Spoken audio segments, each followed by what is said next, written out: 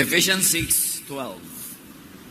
We are fighting against forces and authorities and against rulers of darkness and powers in the spiritual world. Saan nga ba ang spiritual world? Ano yun? Storm in the mind.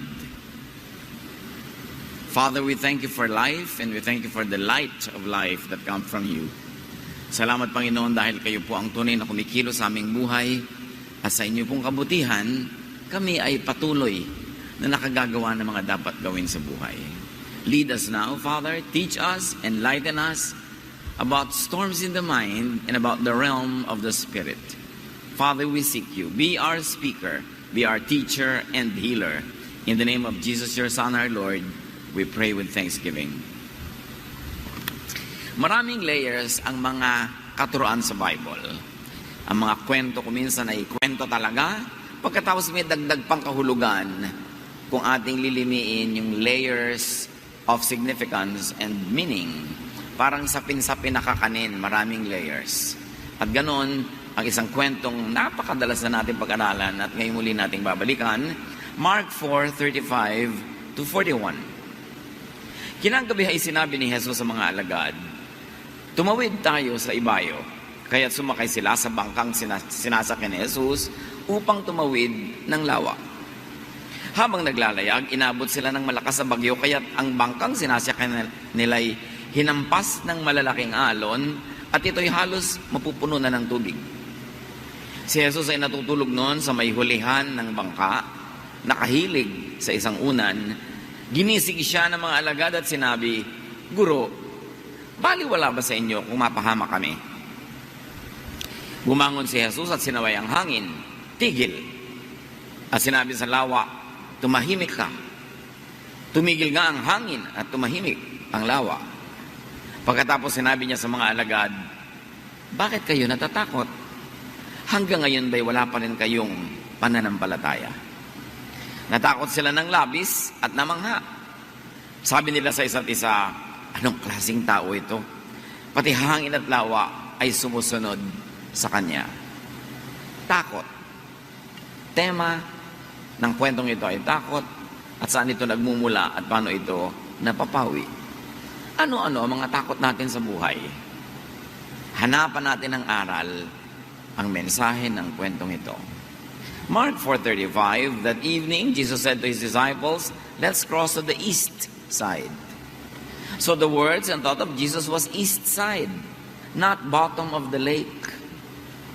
So malinaw, sa simula pa lang, na makakatawid sila. Wala naman silang dapat kaya natakot. Dahil sa simula pa lang, sinabi na ni Jesus ang ending ng kanilang biyahe. Sa east side, not at the bottom. They were not listening, or they did not believe in what he said. Or what happened in between the 2 points gave them fear that made them forget the assurance that they would reach their destination.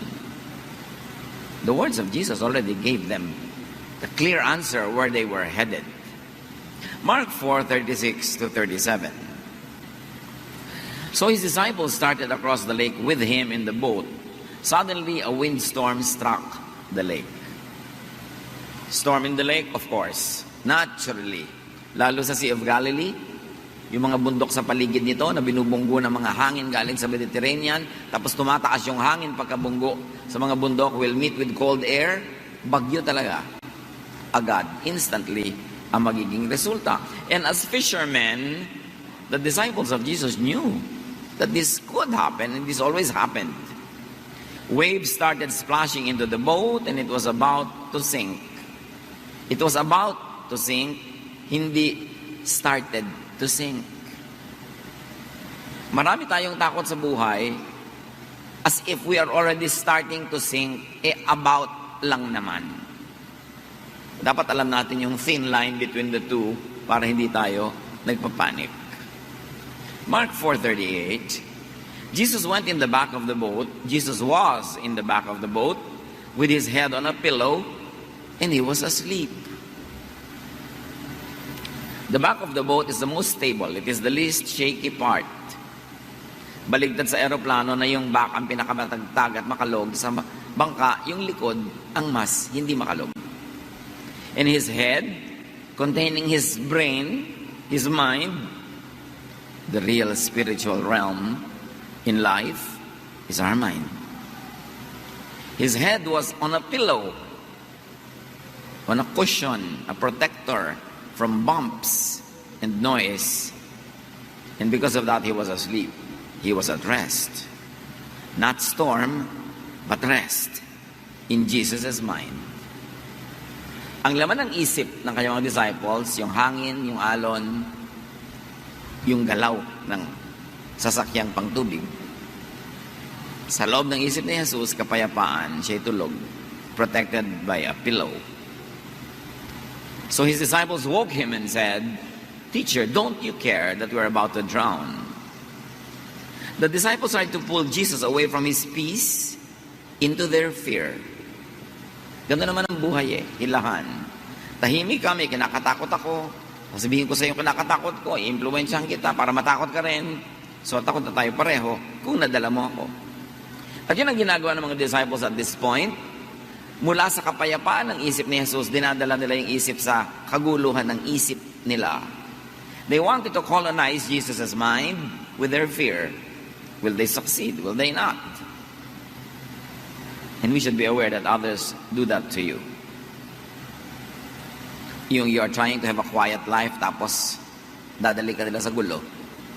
Tahimik na tahimik ang loob mo, dadala ka nila ng intriga, dadala ka nila ng bad news, dadala ka nila ng mga fears, magpapadala ka nga ba? Or you will be aware that this person is trying to transfer his or her feelings, emotions, and fears into my own brain. Will I allow it? In fact, not only others do that, you could do that to yourself. Nananahimik ka, ikaw din ang magbibigay ng mga suggestions sa isip mo ng mga bagay na nakakatakot, mga nakakaduda, nakakapagpagulo ng isip, nakakapagpaselos, nakakapagpainggit. So ikaw din kuminsan ang nagtatanggal ng kapayapaan sa loob ng isip mo at lalagyan mo ng mga kaguluhan na nanggaling din sa iyo. This story is so beautiful because it could be appreciated from many layers. Mark 4:39, Jesus got up and ordered the wind and the waves to be quiet. The wind stopped and everything was calm.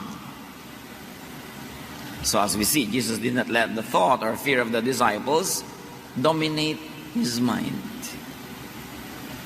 Hindi siya nagpadala. You can, and in fact, you should do the same most of the time. May mga cases naman na dapat talaga tayong maapektuhan, dapat din tayong mag-share nung iniisip nung nag-share sa atin, kasi valid. Pero maraming mga fears are born of being just contaminated by a fearful mind of another person. Dapat tayo merong paninindigan, buo ang ating loob na hindi tayo agad-agad na nadadala, nagagalit nila, natatakot, o kaya ay naloloko. Malinaw dapat sa atin, ano ang ginagawa ng isip niya sa isip ko? Ini-influence ba niya? Negative ba? Positive ba? Dapat tayong aware. Mark 4:40, Jesus asked his disciples, "Why were you afraid? Don't you have any faith?" Faith is thought. So Jesus is saying fear is lack or absence of faith. Or fear is absence of faithful thought. Fear is really thought. At yung thought na itatanim, nabubunot sa ating isip, napapapasok, napapalabas, naiimbita, napapalayas, kung iisipin natin. You fear because you let fearful thought colonize your mind. Ang antidote ni Jesus, faith. Niya, you fear because you lack faith. So kung ano man ang ating mga kinakatakutan, isipin natin yon, dapat natin yon paalisin sa ating isip at palitan natin ang pananalig. Or palitan natin ang pananalig that leads to action. Natatakot ka magutom, di palitan mo yung takot mo ng magtanim ka, magtrabaho ka para hindi ka magutom. Still, battle of thoughts. Because our mind is the real battleground. Pag kung nag-iisip ka as talunan, matatalo na rin yung buong buhay mo. Susunod ang katawan mo sa iniisip mo. If you have the mentality of a winner, you will win. If you have the mentality of a loser, you will lose. Because the battle happens in the mind. It is the real spiritual realm, where spiritual battle between good and bad, between all contrasting ideas, happen. Kaya pinakamahalaga, binabantayan ng isip. Binabantayan ng iniisip, binabantayan natin yung nagbibigay ng mga bulong-bulong sa tenga natin, ng mga nakikita ng ating mata, nararamdaman ng ating balat, ng ating katawan, kasi pwede niyang ma-influence ang ating isip. Nananahimik ka, biglang may isang dadaan na kaakit-akit, sumunod ka na, dahil sa isip mo, pumasok yung isang tukso, sumunod ang yung buong katawan, at mamaya yung buong buhay, at ang mga mahal mo sa buhay na sangkot sa iyo. It all begins with a thought. Mark 4:41. Now they were more afraid than ever and said to each other, "Who is this? Even the wind and the waves obey him." Dapat sana natahimik na sila nung napatahimik yung bagyo. Pero lalo pa rin silang natakot. These men choose to be always afraid. The same heat that melts the wax hardens the clay. So the same event that could have given them peace now gave them more worry and more fear. So it's really a choice. You can choose to be a warrior. You can choose to be always afraid, or you can make the other choice, the other extreme. So the disciples left and made more fear, not peace, park in their minds. What do you allow to park in your mind? Peace or fear? Trust or distrust in God? Worry, anxiety, jealousy, anger, lahat yan ay thoughts. Pero yung thought na yon, pag nasa brain na natin, mapapakilos ang ating kamay, ang ating paa, ang ating bibig, ang buong buhay natin, pwedeng paandarin ang thought. In fact, lahat thought. Bakit ba yung aeroplano nakakalipad? Somebody thought of doing it. Nagkaroon ng mga unang experiment, in-improve ng in-improve, ngayon nakakalipad na. May nag-isip eh. Bakit ang isang karayom ihulog mo sa tubig, lulubog, yung barko lumulutang, mas mabigat. May nag-isip kung paano gagawin yon. Ang kahanga-hanga na naisip ng mga tao, facts. Bakit nandito pa yung papel ko pero nakarating sa kanya? May nag-isip. Pag naiisip ng tao, pwede mangyari. At ang faith ay isang uri ng pag-iisip. Kaya sabi ni Jesus, if you believe, nothing will be impossible for you. Ito ang pinakamahalagang bahagi ng ating pagkatao, yung ating isip. Pero itong madalas hindi natin talaga binabantayan. Binabantayan mo yung bag mo, binabantayan mo yung kwarto mo, binabantayan mo yung bakuran, pero yung utak ko, ano-ano na lang. May advertisement na pumasok sa utak mo, hindi mo alam, naghahanap ka na pala sa fridge nung sinabi ng advertisement na kainin mo ngayon. Yung may nadinig ka, may nabalitaan ka, nakakapagpatakbo ng buhay mo yon. Dapat aware ka kung alin ang tatanggapin, alin ang tatanggihan, at alin ang partly tatanggapin, partly tatanggihan. Itong mga disciples, buong-buo nilang niyakap yung idea of fear. Now life, like the lake, will naturally have storms and troubles. Kayo po, ano storm nyo ngayon? Pag meron, hindi ako magtataka. Ang magtataka ko, wala. Kasi ang wala lang storm, ang wala lang problema, yung patay. Pag buhay ka, natural. Parang, uy, may storm sa lake, natural. Sa buhay ko may problema, natural. Pero, ikaw ba yung Jesus na natutulog through the storm o mga disciples na namumroblema, natatakot, nanginginig? Position yourself at the back of the boat where Jesus is, where there is least shake.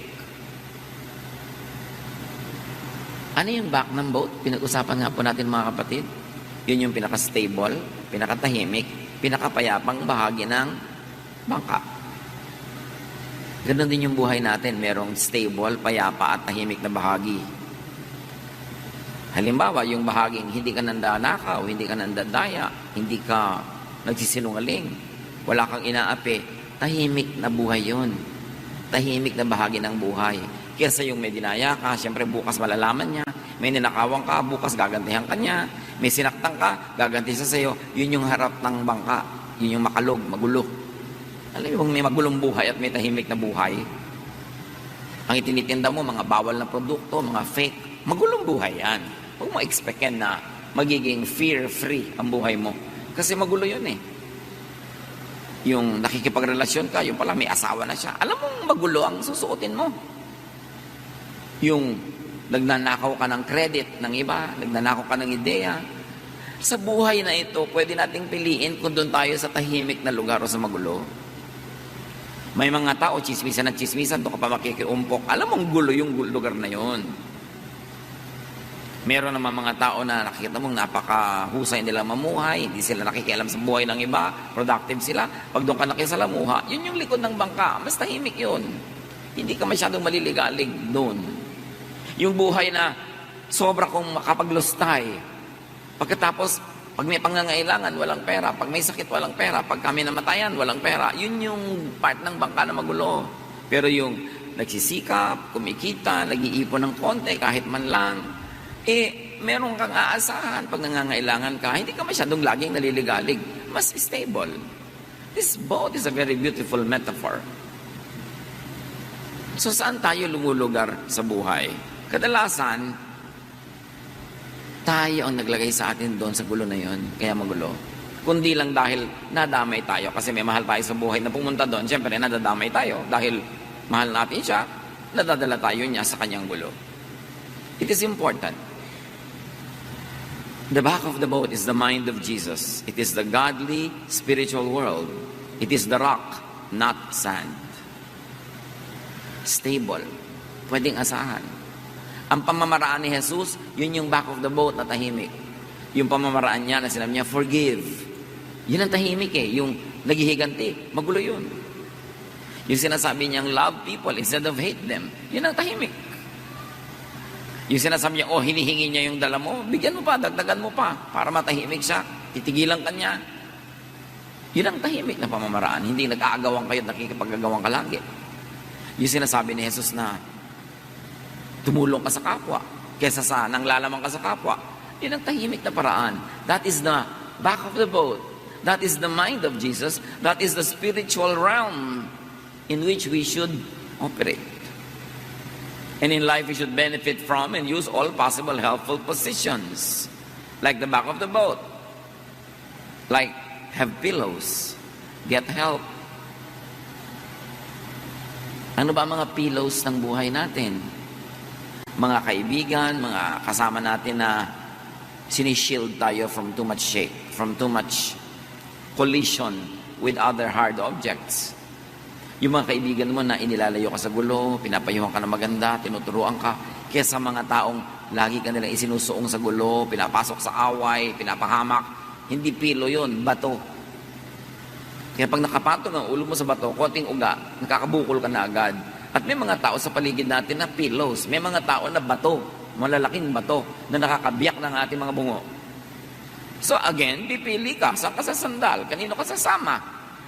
It's a choice. Help and get helped. And then prepare for times of need. Yun yung back of the boat. A more secure portion and part of life is to be prepared for times of needs. Yung nagtatanim ka para ka may anihin. Nag-iipon ka para may maggastos ka sa pangangailangan. Yung meron kang panggastos pa nagkasakit ka o may insurance ka man lang. Yan yung sinasabi doon sa Proverbs 31 na babaeng, she can laugh at the days to come. Pag may dumating na problema, hindi takot ang nararamdaman niya, kundi a feeling of security. Dahil handa siya. She can laugh at troubles dahil handa siya. May mga bagyo na dapat tinutulugan lang. Tulad ng ginawa ni Jesus sa bagyo na ito, hindi lahat ng bagyo pinapatulan.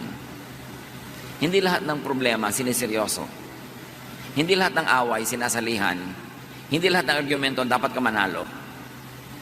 Para kang malaking eroplano, hindi ka humihinto at bumababa sa bawat maliit na airport. And if you are transcontinental train, you don't stop at every station. Para sa buhay na ito, ma-maximize mga kapatid ang kapayapaan sa buhay, huwag niyong patulan ng lahat ng bagyo. May mga bagyo na ano lang naman eh. Yung para kang lulubog pero hindi naman. So huwag kang magpanik. May mga problema na hindi nyo pwedeng isolve agad. Tulugan nyo muna. Nag-aaway kayo mag-asawa? Pareho kayong gusto manalo? Tulugan nyo muna yan. Kasi pag napahinga na kayo, nakakain, lumamig ang ulo, hindi na si Mr. o si Mrs. ang mananalo, kundi yung katwiran. Sino man ang may hawak ng katwiran na yon. Meron kayong problema, hindi nyo alam ang gagawin nyo, walang solusyon, tulugan nyo. Huwag niyong piliting hanapan ng solusyon, tapos gagawa kayo ng hakbang, na mamaya pagsisisihan nyo kasi mali pala. Pag wala kayong alam na dapat gawin, edi wala kayo dapat gawin, kasi wala pala kayong alam eh. Pastor, ano pong gagawin ko sa problema ko? Ano nga ba iniisip mong gagawin? Wala po akong maisip. Matulog ka muna. Nakakamatay ba yung problema mo ngayon mismo? Hindi po naman po. Hindi naman pala eh. Matulog ka na muna.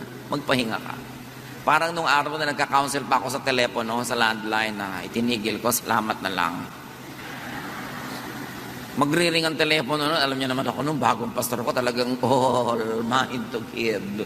Naisip ko, ay, 2 taon lang mauubusan ako, dapat pala hindi. I should keep something. 2:00 ng umaga, may tatawag. Pastor, napakalaki po ng problema ko. Ano yun? Ang asawa ko po, 7 taon nang nagtataksil. Sister, 7 taon na pala. Bakit di natin bukas na pag-usapan? Hindi naman makakahintay ito ng bukas eh. Nakaka-7 taon na pala. Bakit ako ginigising? Ganun po ba? Oo, ganun nga. Tumawag ka bukas. Hindi ka naman mamamatay ngayong gabi, di ba? Hindi naman po. Ayun naman pala, patulugin mo ako. Pangit ako magpayo pag puyat. So, ganun. Mga kapatid, may mga problemang itulog nyo. Galit na galit ka sa asawa mo, sa anak mo, pero it's not the time to talk. Bukas na. Pwede next week na. Itulog nyo yan. Tulad ng ginawa ni Jesus. Huwag nyo siyadong seryosin. You will survive. At kung namatay tayo, di namatay ka. It happens only once. Hindi naman nagpapaulit-ulit mamatay ang tao, once lang. So, pero pag lagi mong ini-imagine, lagi mong kinakatakutan, parang maraming beses tuloy nangyayari. Pero minsan lang yun. Saglit lang malagutan ng hininga ang tao. And that is the ultimate thing that could happen to anybody. And yet even that could happen so quickly. So, dapat hindi fear. Lalo kung walang solusyon, hindi problema. Napakalaki po ng problema ko. Kung naisip mo na ba lahat ang pwede na solusyon? Wala pong solusyon. Naisip ko na lahat. Di mong problemahin. Pag walang solusyon, hindi problema. Huwag mong problemahin. Ano pang tawag doon? Yan ang buhay. Tanggapin mo.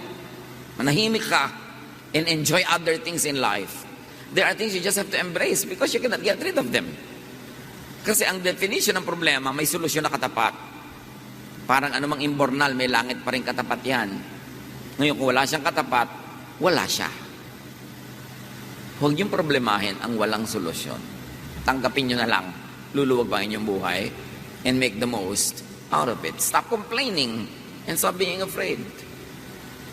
This story tells us that there will be moments when the boat seems to be about to sink. Observe if it is really sinking. If it has begun to sink. If not, do not overreact. Do not be overcome by fear. Sabi nga ng Desiderata, most fears are born of imaginings. At maraming guni-guni na nalilikha ang puyat, pagod at gutom. Kaya dapat nga itulog ipahinga. Huwag magpapasya pag takot na takot, galit na galit, o very, very emotional. Kasi pag naiba yung emotion, maaaring pagsisihan nyo ang inyong pasya. Iba ang lungkot pag nagising ka ng 2:00 ng umaga. Lalo't ikaw lang ang gising. Pero iba naman yun kung nagising ka ng 6, 7, iba na uli yun. Panapanahon lang yan. You know what is important? Is to survive the moment. Merong kakabreak lang, iniwan ng papa. Parang mamamatay na. Ako iha, mag-survive ka lang ng 1 day. Maiiba na yan. 2 days, 3 weeks, at most 5 years. Gagraduate ka rin dyan. Sa pait na yan. Walang sakit na hindi nagagraduatean. Just survive. Huwag ka lang mamatay. At huwag ka magpakamatay. Gusto ko na pong mamatay. Akala mo lang yan. Pero 3 years from now, sabi mo, ay, buti na lang, hindi ako namatay. You know, like yung pag-ibig na pag nawala, akala mo nawala na ang buong buhay. Love, romantic love is just a habit. It is a learned behavior. And whatever is learned can be unlearned. Natutunan mong mahalin, matututunan mo ring limutin. Hindi na po ako mabubuhay talaga nang wala siya. Ilang taon ka na ba nung na-meet mo? 21 po. Ba't nabuhay ka ng 21 bago mo siya na-meet? Ibig sabihin, mabubuhay ka rin pagkatapos mawala siya sa buhay mo. Akala mo lang yun, guni-guni mo lang yan. Bakit? Because you think that you're about to sink.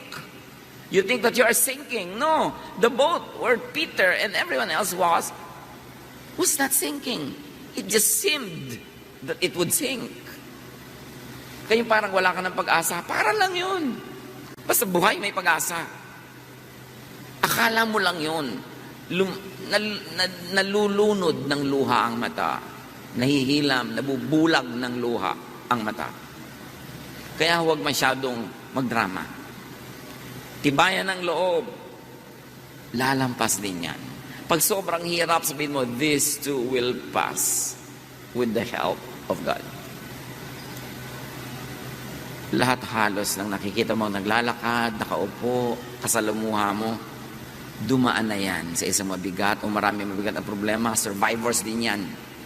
Para ka mabuhay ng 20 years, marami ka nang na-survive. 30 lalo na, 40, 50, ang dami-dami nun. And yet, people are still alive. There's no reason why you should give up. At yun na nga lang kung talagang sobrang hirap, hindi mo masolve, tanggapin mo na lang. Kaya mo pa rin naman. Kahit pasan mo daigdig, nakakalakad ka pa rin, di pasanin mo. Ang lungkot-lungkot ko po, di malungkot ka. Hindi ka naman laging kailangan masaya Napapaiyak po ako. Umiyak ka ng umiyak. Matutuyo din ang luha mo.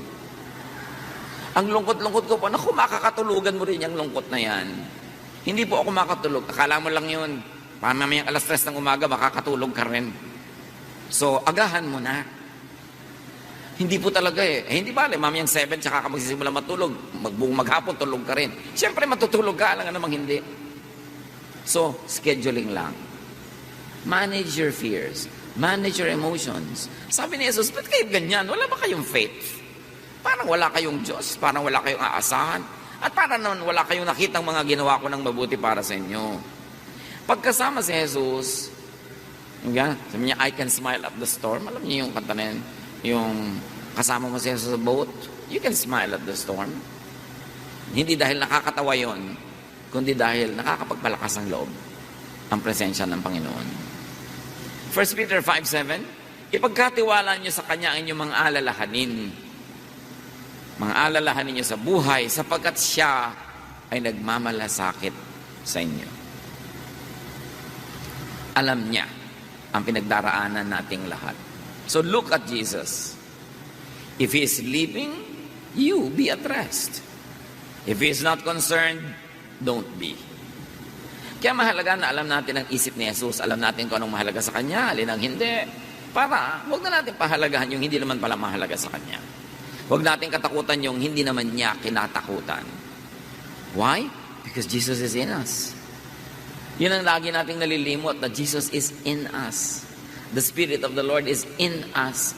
So meron tayong kasama, hindi tayo kahit kailan nag-iisa, at hindi tayo mahina because the Spirit is in us. Pag tinignan nyo si Jesus, hindi siya natatakot, huwag kayong matakot. Parang sa aeroplano, yumayagyag yung aeroplano, kumakalog-kalog, pero nakita nyo yung stewardess, patuloy pa yung nag-aayos sa mga plato-plato, hindi siya natatakot. O, tingnan nyo siya. Sabi nyo, kung nakakatakot nito, uupo na yan, magsi-seatbelt na. So, I should not be concerned. Ikaw takot na takot, siya hindi. Magkaiba lang yung isip nyo, pero magkaiba yung blood pressure, magkaiba ang sitwasyon ng katawan nyo, kasi magkaiba ang iniisip nyo. Don't be too concerned about many things. Know what the basics are, and if the basics are there, be happy with all the other things, whether they are there or not.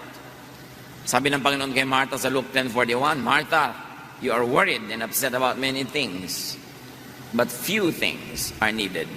Or indeed, only one is needed. The storm outside cannot enter if the mind is filled with faith. Nakakapasok ang takot kasi may space na dapat sana ang laman nun, faith. The law of impenetrability says only one thing occupies one place at one time.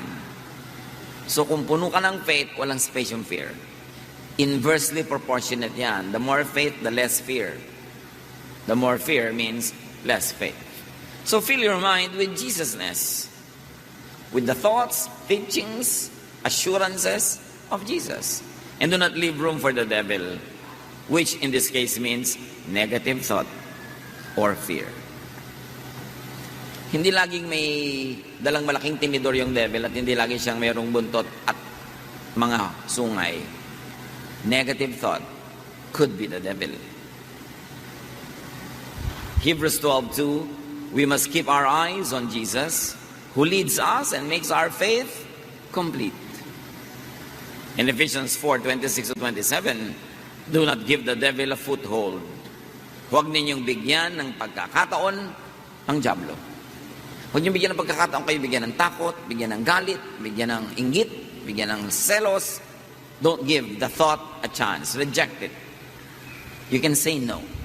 Sabi sa Bible, resist the devil and he will flee from you. Just say no. I don't like this thought. Get away from me. Don't entertain. And like we saw in the story, change the weather in the lake with your faith.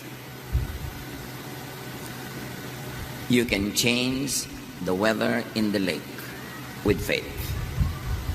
Luke 10:17, when the 72 followers returned, they were excited and said, Lord, even the demons obeyed when we spoke in your name. Pati mga diablong kinakatakutan nila, nauutusan nila sa pangalan ni Jesus. Sa pananalig, walang imposible. At hindi laging salita lang, in the name of Jesus, in the name of Jesus. No. Yung storm sa lake mo is poverty.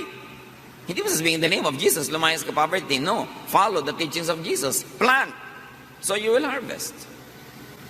And that is faith at work. Gusto mo tumahimik ang buhay mo, sundan mo si Jesus. Forgive. Make peace with people. And then your lake will be quiet. Metaphor yan eh. Sagisag, simbolo. Dapat basahin ang mas malalalim na kahulugan. Apply the Jesus way and you can quiet the storm around you. And these are emotional storms, mental storms, interrelationship storms. Pag sinunod mo si Jesus dahil nananalig ka sa Kanya, you can have the power of Jesus to quiet the storm. Or change the weather in your mind with your faith. So you can change the weather outside, or you can change the weather inside your brain with your faith. Na talagang may bagyo, pero hindi ka pa rin natatakot, nagtitiwala ka. May mga kung ano-anong iniisip tayong pwede mangyari sa buhay, pero yung pagtitiwala mo ang nananaig, hindi yung takot. So pwede mong alisin yung bagyo kung papalitan mo ang paraan ng yung pag-iisip. May bagyo sa labas ng isip, physical, at may bagyong nasa isip. Mas madaling mo control, basta alam mong magdisiplina ng iyong isip. Romans 12:2, be changed by the renewing of your mind. Ang pagbabago is sa pagbabago ng isip. So kayo ba matatakotin? Ano sa mga thought habits nyo ang nagbibigay ng ganyan? Tayo ba ay nervyoso? Tayo ba ay inggitero? Puro pag-iisip yan. Kailangan makontrol yung inyong isip para hindi kayo dalhin sa bagyo. Observe from Jesus and the disciples that peace and trouble are both in the mind. Romans 8:6, the mind governed by the flesh is death, but the mind governed by the Spirit is life and peace. So let the Spirit govern your mind. Watch your mind. Watch your thoughts. Binabantayan yan kasi dadalhin yan tayo kung saan.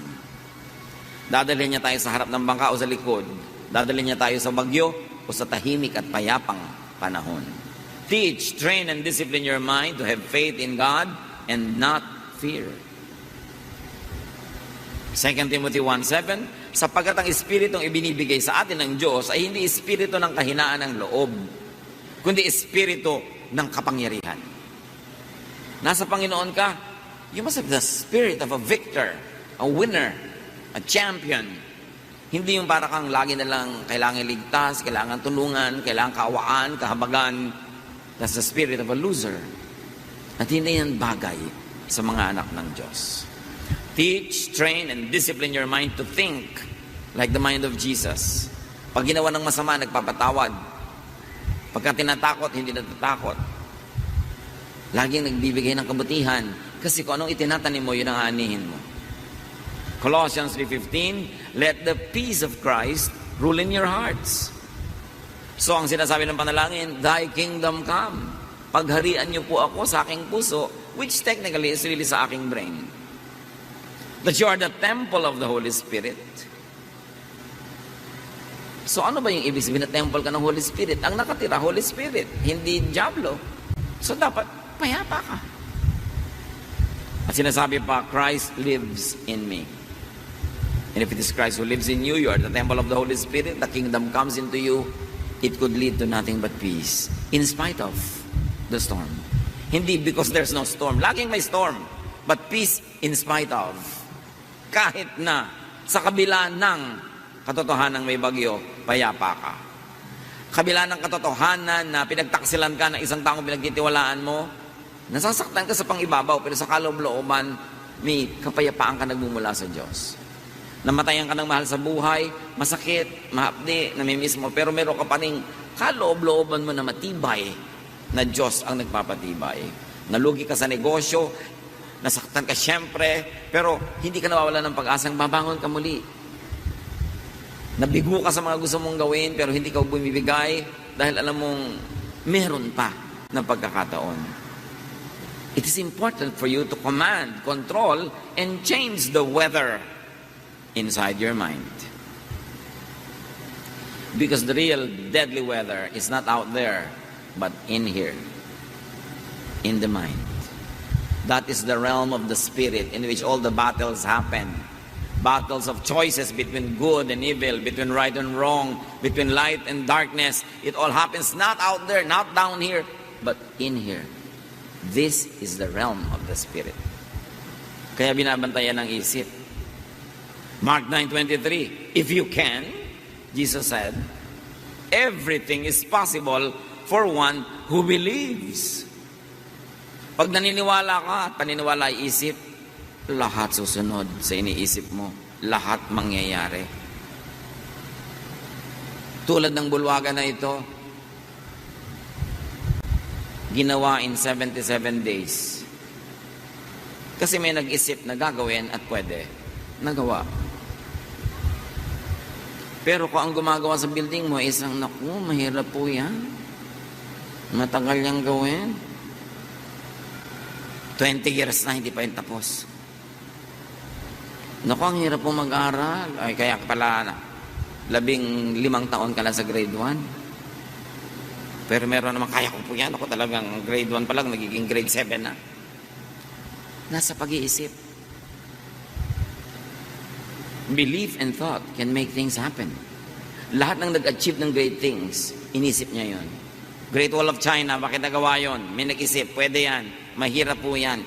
Yan ang mahirap sa buhay yung lagi mo kasama, mahirap po yan. Umalis ka nga sa harapan ko. Nakakawala ka ng inspirasyon kausap, lagi mahirap po yan. Mahirap talaga buhay. At kung hindi ka willing mahirapan, wala ka ma-achieve. Ano gusto mo lang? Laging madali. Naku, mahirap pong gawin niya. Pag gano'n lagi ang kausap mo, yun yung mga bato na unan. Lagi ka na uumpog. Rice terraces ng Banawe, ng buong Ifugao. Mga bundok-bundok na yun, pagtataniman mo ng palay. Paano mo yan didiligan? Ginawa nila, inisip nila, naniwala sila magagawa. Yung mga hindi natin nagagawa, malamang hindi lang tayo naniwalang magagawa. At pag hindi ka na naniwala, therefore hindi mo nagagawin. O ginagawa mo man, hindi ka ma-inspirado. So bali wala yung input na ginagawa mo, hindi rin talaga mag-a-achieve. You've got to believe. Lahat ng babasahin yung mga kwento ng mga taong may mga dakilang nagawa, naniwala silang pwedeng gawin. At ginawa nila. Teach your mind not to be a victim of the weather. Na lagi na lang para kang talo ng weather. Hindi po ako nakapunta kasi po umuulan. Last week yun. Ba't kahapon? Kasi po ang init. Kahit naman umulan at uminit, di ka pupunta kasi ang utak mo ayaw pumunta. Every willing heart will find a reason to do it, and every unwilling heart will find an excuse not to do it. It's in the mind. So make Jesus through your faith Lord over your weather. Walang imposible. Bihirang-bihira, konting-konti lang yun. Baka hindi mo nga ma-encounter sa short lifetime yung tunay na imposible. Lahat posible. Jesus transferred the thought of peace on his mind to the outside world, to the lake, to the wind, to the storm. Such is the peace inside the heart of Jesus that when he commanded it over the weather obeyed. Greater is he that is in you than he that is in the world. At hindi lang spiritual ang ibig sabihin nun, marami pa. Yung talent na binigay sa'yo, greater than the exams that you will encounter. Yung lakas ng katawan na binigay sa'yo, greater than all the feats and all the challenges that you are facing. Greater is he that is in you. Dapat mong huwag kakalimutan. Para hindi ka nagpapatalo agad, nagsisimula pa lang, nagpapatalo ka na. Hindi ko naman kasi kakayanin, so binigay ko na sa simula pa lang.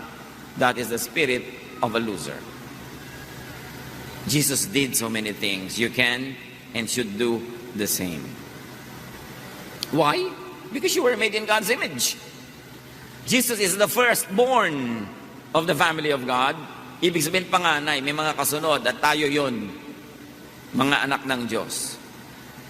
Ang ibinigay kay Jesus ay ibinibigay din sa atin. Hindi lahat, pero marami.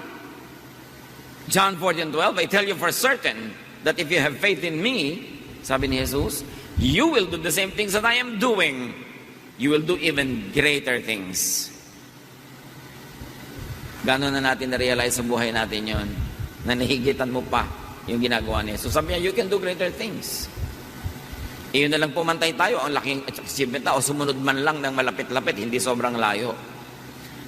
We have barely scratched the surface of our potential as children of God. We have barely understood the power of the Spirit that is in us. That same power that raised Jesus from the dead. The same power that made Jesus walk on water. The same power that made Jesus call the dead to rise. Nakadinig ang mga bingi, nakakita ang mga bulag, nakabangon ang mga lumpo. Sabi ni Jesus, you can do these things if you have faith. Kaya nga sabi na, wow, Lord, yung mga demonyo kinakatakutan namin noon, iniiwasan namin yung mga poses. Pagbanggit namin ang pangalan nyo, naglalayasan, sabi gano'n, yun lang, natuwa na kayo, marami pang iba. Marami pang iba. Huwag kayong makontento sa level ng spirituality nyo na yun, na ang tagal-tagal na para na kayo na-imbak na lang dyan. Kailangan mag-improve to the point that you can calm the weather. Either the weather out there or the weather in here. Being a Jesus believer and follower is being like Jesus. Seryosohin natin ang ibig sabihin na tayo ay naniniwala kay Jesus. Hindi lang sa bibig, hindi lang sa isip, sa gawa. Do what Jesus did, would do, and could do. In other words, sa mga anak ng Diyos, ang mga tunay na tumanggap kay Jesus, hindi laging nakaasa or dependent. Hindi laging feeling powerless. You have a can-do attitude. You have a winner's attitude because greater is He that is in you than he that is in the world. Iniwan ka lang ng nobyo mo, papakamatay ka na. Nalugi ka lang sa negosyo, magbabaril ka na. Tagal-tagal mo rin namang walang pera nung araw bago kayo maman. Sanay ka na rin naman. Reviewin mo na lang muna. Tapos, magpayaman ka ulit. The end of a dream is not the end of the world. The end of a relationship is not the end of the world. There's no end. Because the beginning and the end is in us. The Alpha and the Omega. Eternity and eternal life is in us. Don't be limited by tiny dots in a line because a line is infinite. Huwag tayo nagpapakulong sa mga momentary failures, emotions, sicknesses, pain. Lahat yan, lilipas din. Just survive it. Hold on to God. Do what you can do. And when you don't know what to do, don't do anything. Be still and know that I am God. Sabi ng Panginoon. And as we already know, it is mind over matter. So spirit over the body. The spiritual world over the physical world. Mark 11:24. Everything you ask for in prayer will be yours if only you have faith. So kahit kupraso yung faith mo, kahit hindi ka mag-pray, kikilos na yon. Kesa pray ka ng pray, wala ka namang faith, wala rin mangyayari. Have the mind and thought of Jesus through mental focus, practice, and discipline. That's why meditation is important. It is the most underdeveloped aspect of our spirituality. Meditation changes the mind. Meditation drives the mind and the thought that is produced in the mind. Meditation is our way to connecting to the power of God. Pero gano'ng karami sa atin nag-meditate, nag-iisip, nananahimik before the Lord. No wonder, sobrang konti yung power. Laging idinedescribe ang Panginoon and wake up in the morning, so early in the morning, He would go to a quiet place and be alone with God. He would go up a mountain and pray by himself into the night and be alone with God. Our aloneness with God could be the greatest secret to spiritual power. Yan ang dapat nating i-develop. Our meditation life.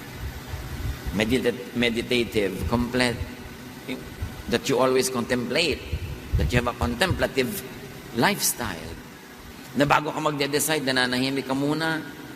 Kahit hindi ka magdasal at magsalita, nananahimik ka lang at madidinig mo ang tinig ng Diyos. Sobrang nang nawala sa buhay natin yung pananahimik. Pagbubulay-bulay, pagninilay-nilay, pag-iisip-isip. Lahat na lang ang bilis-bilis, tapos send. Pindot ng pindot. Kung mahahabol mo lang yung nawawalang papaliit na isinend mo, ay, bakit ko ba na-send? Lagi tayong nagmamadali. We've got to give God the space. Hindi yung magpe-pray ka bago matulog, nakahiga ka na kinabukasan mo na nalamang, ay, nakatulugan ko na palang prayer. Yung iba nga very skilled, kahit nakaupo, nakakatulog pa rin eh. Meditate. You will be like tree planted by streams of water. Your fruits come out in season, and your leaves do not wither. It is important to be planted by streams of water. And the stream of water is meditation and prayer. To be nourished by God. So that our spirit is strengthened. Dapat matibay ang spirit dahil maraming bagyo ang mundo. Hindi nakakapagtaka. Romans 12:2, let God change the way you think. Then you will know how to do everything that is good and pleasing to Him. What is your storm? What do you think about your storm? Because what you think about your storm will define your life now. Pag inisip mo, may solusyon ito, I will hang on and find it. May panalo dito kasi kakampi ko si Jesus. Then you will win. I will survive this. Then you will survive. Pero pag nagpatalo ka, nagpahina ka ng loob, the devil will take the opportunity and drag you down. That's why don't give the devil a space in your mind. Fill it with Jesus. Fill it with faith and hope and love. Dear Lord, teach us. Teach us to discipline our minds and thoughts so that in our minds, your will be realized. Pagbulay-bulayan natin makahulugan ito, lalo sa pagharap natin sa mga problema at bagyo ng buhay, learn from the teachings of this story. Father, as your people, sit still before you. Let everyone hear your voice as you give us very personal counsel. Be with the Lord alone for a while.